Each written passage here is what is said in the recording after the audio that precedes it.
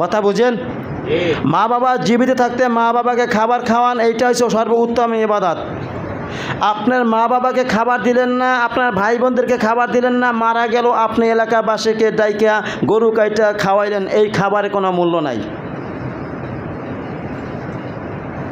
আপনি 3 দিন অ্যাকচুয়ালি সেইটা বাদ দিয়ে আপনি অন্য একদিন করান, করাইয়া তারপর আপনি মানুষদেরকে খাওয়ান। তারপর আপনার এই প্রচলনটা আপনার ভিতর থাকতে হবে, মেহমানদারি করানোর অভ্যাস আপনার ভিতর থাকতে হবে। তাহলে আল্লাহর কাছে বলতে পারবেন যে আল্লাহ, আমি তো মেহমানদারি করানো পছন্দ করি, আমি মেহমানদেরকে খাওয়াইতাম। আল্লাহ, আমি আজকে কিছু লোকদেরকে আমি খাওয়াবো যারা অভাব অনটন, যারা গরুর গোশত খাইতে পারে না, খাসির গোশত খাইতে পারে না, বছরের ভিতরে একবার গোশত কিনে খাইতে পারে না, আমি এই সমস্ত লোকদেরকে ডাক দিয়ে তারপরে আমি খাওয়াবো। আপনি দেখবেন একটা মানুষ যদি মারা যায়, আগে দৌড়ে আসবে আপনার পাড়া প্রতিবেশী যারা গরিব, তারা আপনার কাছে দৌড়ে আসবে কবর খোঁড়ার জন্য। আসে না গরিব না? আবার যখন আপনি 3 দিনে 41 খাওয়াবেন, তখন সব থেকে আগে আসে বড় লোকরা।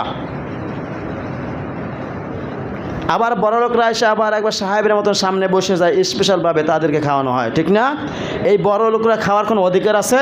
এই সমস্ত খাবার খাইবে গরিব অসহায় যারা খাইতে পারে না, তারা খাইবে। আপনি একটা অনুষ্ঠান করেন না, ওইখানে 2টা পার্টি করবে, একটা হচ্ছে যে নর্মালের যারা তারা থাকবে এক সাইডে, আর যারা ভিআইপি গেস্ট তারা থাকবে এক পাশে, ঠিক না? ভিআইপি যারা তাদের খাবারটাও হয় ভিআইপি, আর যারা নর্মাল তাদের খাবারটাও হয় নর্মাল। এমনটাও ঘটনা ঘটে না? খাবারে যখন আসবে মেহমান, ছোট হোক বড় হোক, আপন হোক পর হোক, সবাইকে সমানভাবে দেখতে হবে, ঠিক না? খাদেমের হাত যখন খাদেম দেয়, যখন খাবার দেয়, সে যদি ওই সময় মুখ চিহ্ন খাবার দেওয়া হয়, তাকে এই খাবারের জন্য কিয়ামতের দিবসে জবাবদিহি করতে হবে। বান্দা, আপন ভাই পাইছো, তাকে ভালো ভালো গোশত বাইসা দিয়েছো, তোমার শত্রু একজন বইছে, তুমি তাকে হাড্ডি ভালো তোমার পছন্দের মতন গোশত দিলা না, এইটা কেন করলা? জবাব দাও। সম্ভব? এই জন্য আমরা শুধু ইবাদত করলে আমাদের জন্য জান্নাত নিশ্চিত নয়। আল্লাহ তাআলা যদি দয়া করে, মায়া করে, তারপরে আমাদেরকে জান্নাত দেন, সেটা হচ্ছে আল্লাহ তাআলার ইচ্ছা। আমাদের কাজ করতে হবে ভাই, ভালো কাজ, যেইটা কাজ করলে আপনি নিজে ভালো থাকবেন, আপনার পাড়া প্রতিবেশী সবাই ভালো থাকবে, ঠিক না? আপনি একা ইবাদত করতেছেন, আর কেউ ইবাদত করে না, ওরা ডাক দিয়েছেন না, আপনার এই ইবাদতের কোনো গুরুত্ব নাই, মূল্য নাই। আপনি নামাজ পড়তে আসতেছেন, ডাক দিয়েছেন, ভাই নামাজ পড়তে আসেন।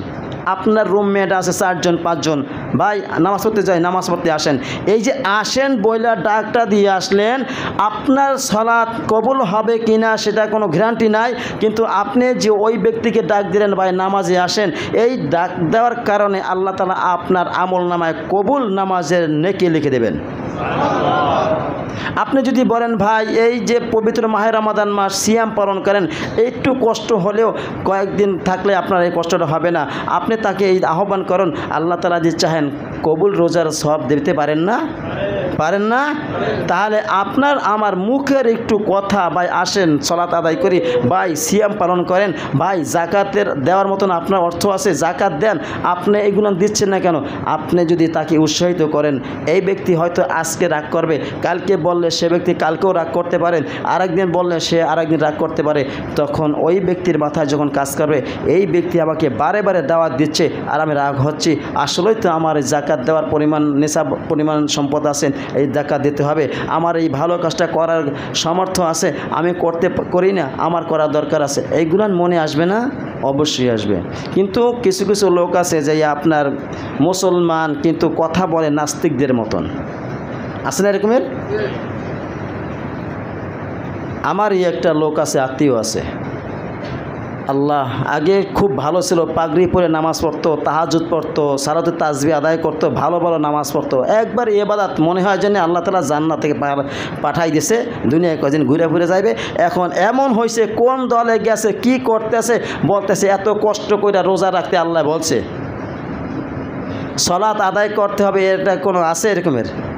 মানে এমন হয়ে গেছে, নাস্তিক যদি হয় তাহলে একবারে খারাপই হয়ে যায়। আপনি পোলাও ভাত বিরিয়ানি যেটা নষ্ট হয়ে গেছে, সেই নষ্ট খাবারটা কুকুরের কাছে দেবেন, কুকুর এই পচা বিরিয়ানি খাইতে চায় না, খায়? দেখছেন কখনো?